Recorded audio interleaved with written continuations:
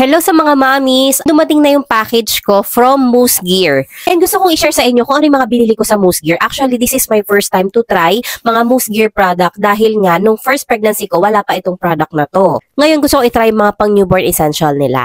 So, it's nesting time, mga baby products ng Moose Gear. So, halos ganito kalaki yung dumating na parcel sa akin kasi marami akong biniling mga wipes sa kanila and diaper andito na din.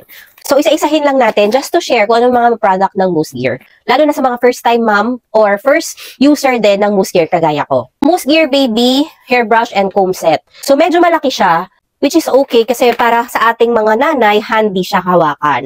Kasi yung kay Enzo before, maliit lang yung nabili ko and wasak-wasak na yung brush niya kaya bumili na ako ng bago. Sa kanila na rin ako bumili ng cotton buds, spiral siya. As a second time mom, mas nakukuha ko yung mga dumi sa tenga kapag spiral yung gamit ko kesa doon sa scooper. May dalawang klase kasi yan, scooper and spiral. So yan, mas okay sa akin ang spiral. So sa kanila na rin ako bumili ng mga unscented wipes. Ayan, yan, unscented wipes po siya. Kasi naka-bundle siya kaya marami akong nabili. 12 pieces pala yung nabili ko sa kanila na unscented. Parang yun yung bundle na kinuha ko. Kapag mga newborn, puro unscented ang pipiliin mo para iwas allergy. Dahil the more scented ang wipes, syempre mas maraming formula na nakalagay doon. Kaya mas mataas yung chance na magkaroon ng sensitivity reaction. So, ngayon lang din ako gagamit ng dry cotton wipes. Meron na palang ganito. Hindi ako familiar kasi. So, sa kanila ko na lang din binili. Tatlong set yung binili ko ng dry cotton wipes. Bumili din ako ng antibacterial wipes. Siyempre, kung magpupunas ka ng mga surface, gagamit tayo ng antibacterial wipes. It kills 99% bacteria daw, but alcohol-free. Oh, in fairness naman, pang baby talaga siya. Pwede naman siguro nating amuyin. Ay, wala din siyang amoy. Para lang siyang water lang. Wala din siya amoy. Ah, okay. Para siyang may sabon. Ganon yung ano niya. Malambot, in fairness. Malambot. Pwede rin siya sa skin natin. Oh, in fairness, ang Moose Gear ha. Malambot pala yung wipes nyo.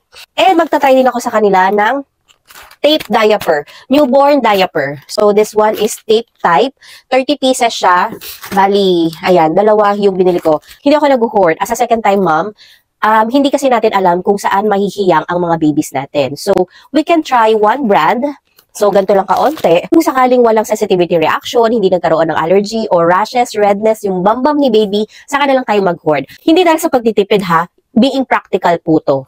Just in case magkaroon siya ng reaction dito, nagkaroon ng redness, rashes, pwede tayo magpalit ng ibang brand. So, yun lang yung mga nabili ko sa Moose Gear, pero ang laki ng lagayan nila, no? Nag-start na kasi akong ayusin itong trolley ni baby. Bago ko ilagay yung mga baby products dyan, gusto ko munang i-share sa inyo yung mga napili kong mga products from Moose Gear. Yun lang mga mommies. Sana mahiyang si baby sa Moose Gear product kasi in fairness naman affordable yung product nila. Thank you everyone for watching this video. See you on my next video.